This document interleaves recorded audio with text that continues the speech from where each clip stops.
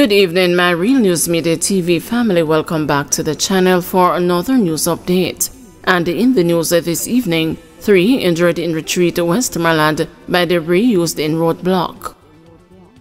3 persons were injured in retreat to Westmoreland on Monday morning after they came in contact with the debris that was used to block the main road by residents protesting for water. The retreat main road leads from Little London to Negril. An uprooted tree fell on a car, resulting in the driver being hospitalized in serious condition.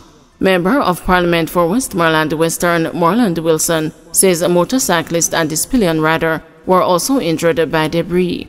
When they were cutting down the trees, apparently one of the trees fell in a car that was passing by, and that person is in critical condition in the hospital. And I was just told that another road user, a bike operator, and his pillion, they fell off after hitting to some of the rubbers, which is the trees. We have also seen where for the last 2 protests, or 3 protests I should say, all those protests has resulted in death. We have seen where the last protest in retreat as well has resulted in a death. We have seen where the protest in Little London has resulted in a death. And we have now seen where this current one has resulted or has left someone in critical condition. So I'm going to use this opportunity to ask persons to please desist from blocking the road and cutting down our trees. It's your right to protest, but it is not your right to impede the free flow of traffic.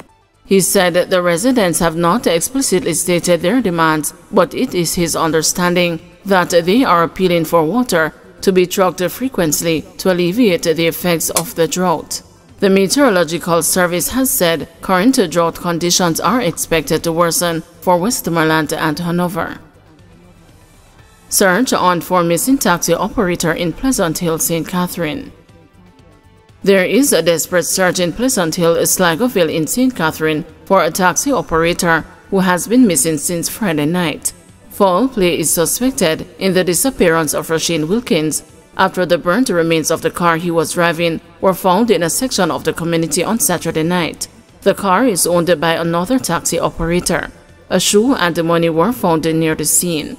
Dozens of taxi operators from the Bogwalk and the Linstead Taxi Association, armed with machetes, have been searching the bushes in Pleasant Hill to find their colleague who operates on the Yuaton to Linstead route. President of the Taxi Association, Michelle Taff, says the information received is that Mr. Wilkins was chartered to transport passengers to the airport on Friday. And we have never heard or seen him again. We are now probing the areas. We have about over 30 operators here with me, and we are hoping that we will come out successfully. If we don't find him today, we plan to come back Wednesday in full force. Retired taxi operator Omar Bailey, who has joined in the search for Mr. Wilkins, is encouraging taxi operators to install tracking devices and cameras on their vehicles. He believes that safeguarding taxi operators and the passengers outweigh concerns about infringement of privacy. I would even say give more operators licensed firearms so we can be able to combat hoodlums like these, because it's a very risky job.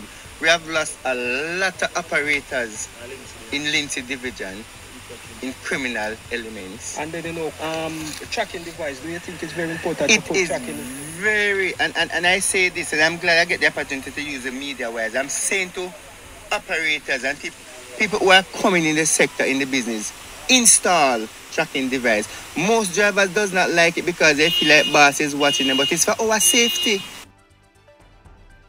Pedestrian dies after being hit by a vehicle in St. Anne. A pedestrian died after he was hit by a car in Buckfield, Ottario, St. Anne on Monday morning. The deceased is Christopher Hawthorne of Charlestown, St. Mary. It is reported that about 12:10, Mr. Hawthorne ran across the road into the path of a Land Rover Discovery that was traveling towards St. Mary. He was rushed to St. Anne's Bay Regional Hospital, where he was pronounced dead. Kingston East police list 7 men as wanted. Detectives assigned to the Kingston East Division have listed 7 men as wanted for several crimes committed in the parish. They are Kevin Cole, otherwise called Marshall, Kidman, Kevman of St. George's Road and Glasspool Avenue, Rockfort, Kingston 2. He is wanted for 2 counts of murder. Kiman Foreman, otherwise called Kimmy and Nicely. He is wanted for 3 counts of murder, assault at common law, and illegal possession of ammunition. Tajay Jackson, otherwise called Chinaman. He is wanted for malicious destruction of property and the possession of a prohibited weapon. Jackson is said to frequent Wilder Street, Kingston 16. Mark Beckford, who is wanted for murder and is said to frequent Corner 1 Lane, Rockfort, Kingston. Antoine McPherson is wanted for wounding with intent. He is said to frequent St. Benedict Heights, Harborview, Kingston 17. Stephen Myers, otherwise called Evil Boss. He is wanted for murder and shooting with intent. Myers is said to frequent Grand Ridge Park, Nannyville, Kingston 3, Little Telephone Street and Maiden Street, Kingston 16. Richard Higgins, otherwise called Bob and Gringo. He is wanted for shooting with intent. Richard is said to frequent Wellington Street in Kingston 16. These men are being urged to turn themselves into the Elliston Police immediately. Members of the public are also being reminded that it is a criminal offense to harbor a fugitive. In the meantime, the police are encouraging persons to continue to share information to aid in their investigations by calling the Elliston Road CIB Police at 876-928-4200, Crime Stop at 311, the NIB tip line at 811, the police 119 numbers, or the nearest police station. Cabbie who attacked a man in viral video slapped with multiple charges. An irate taxi driver, seen in a now viral video, smashing the window of another motorist, has been arrested and is facing multiple charges. The accused, identified as 37-year-old Peter Bramwell, of a Kingston address, is said to have been operating his taxi illegally. Bramwell is said to have several other outstanding traffic warrants and over 60 outstanding tickets. Head of the Public Safety and the Traffic Enforcement Branch, Assistant Commissioner of Police Gary McKenzie, stated that the incident occurred around 6 p.m. on April 26 along Halfway Tree Road.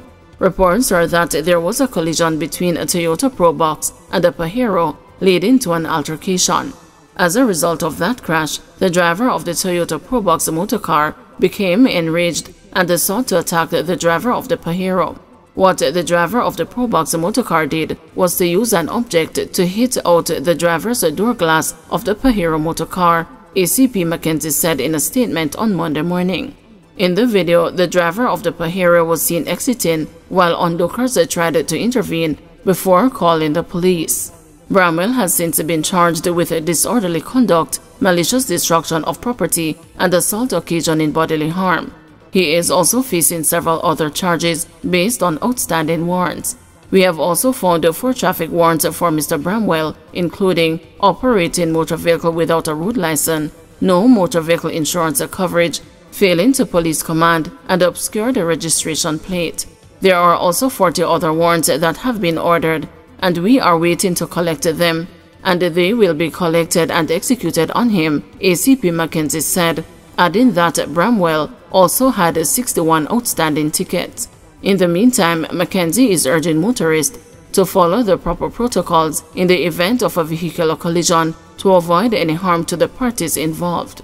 If a person is involved in a crash and the other party for some reason does not stop, it is incumbent on the person to take note of the information on the vehicle, for example, the registration plate, letter or number, as well as the make, model, and the color of the vehicle, and report it to the police. But to engage in any fight or disorderly behavior, that is not something that we should tolerate. It is something that will see persons being arrested, charged, and facing the courts. Let us ensure that while we are operating on the roadway, we do so safely, and in the instance that something occurs, let us behave in a very civilized way. Let us ensure that if there is any issue, the police are immediately called so that we can address the matter.